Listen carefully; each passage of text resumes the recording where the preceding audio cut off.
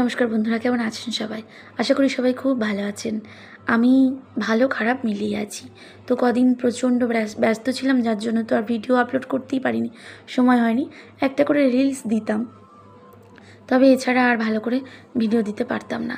তো কী আর করবো বলুন, আমি একজন হাউসওয়াইফ, তারপর একটা ছেলের মা, তারপর একজন অসুস্থ। তো এই জন্যই ঠিকঠাক করে টাইমে ভিডিও আপলোড করতে পারি না, আর আপনাদেরকেও ভালো করে সাপোর্ট করতে পারি না। তো জানেন তো, আমি দেখতে পাচ্ছি আমার যা কন্ডিশান, এরকম প্রত্যেকটা মেয়েরই আমার মতো সেম প্রবলেম। বাট আমার হয়তো একটু বেশি, তাদের একটু কম। কেননা একটা করে বাচ্চা হওয়ার পরেই দেখতে পাচ্ছি, মানে এগুলো ছেলেরা বুঝবে না, এই সমস্যা মেয়েদেরই বেশি। তো সেই জন্য ছেলেরা এই জিনিসটা বুঝবে না যে প্রত্যেকটা মেয়ের বাচ্চা হওয়ার পরেই দেখা যাবে হাঁটু ব্যথা, কোমর ব্যথা শুরু। তো তার কারণ হচ্ছে শরীরে ক্যালসিয়ামের অভাব আর ভিটামিন D3-র অভাব, যে জিনিসটা আমার হয়েছে আর কি।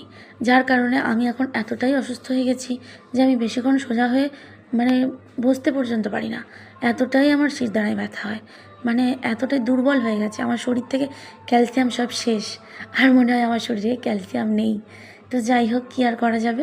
ওষুধ খেয়ে কিন্তু মনে হচ্ছে আর পূরণ হবে না, কেননা এত ওষুধ খাচ্ছি, আমার তবু আর ঘাটতি পূরণ হচ্ছে না। কী যে করব ভেবে পাচ্ছি না। তো ক্যালসিয়াম জাতীয় খাবার দাবার খাওয়ার চেষ্টা করছি।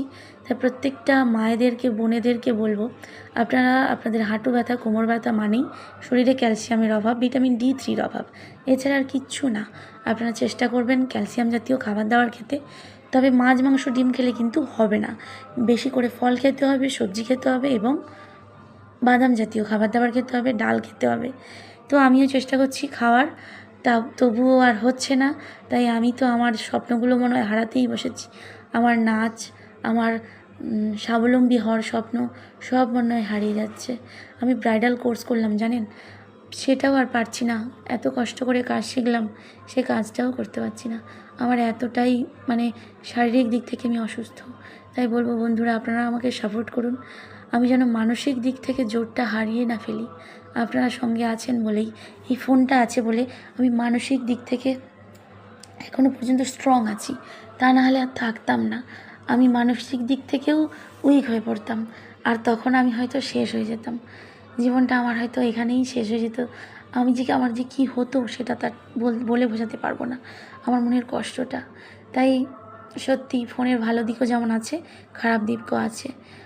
ফোন না থাকলে আমি সেটা বুঝতাম না। ফোনটা আমার খুবই উপকার করেছে। তো কী আর করবো বলুন, এত কষ্ট করে একটা কাজ শিখলাম, কাজ তো করতে পারছি না। তাই ফোনের মাধ্যমেই কষ্ট করে ভিডিও করি।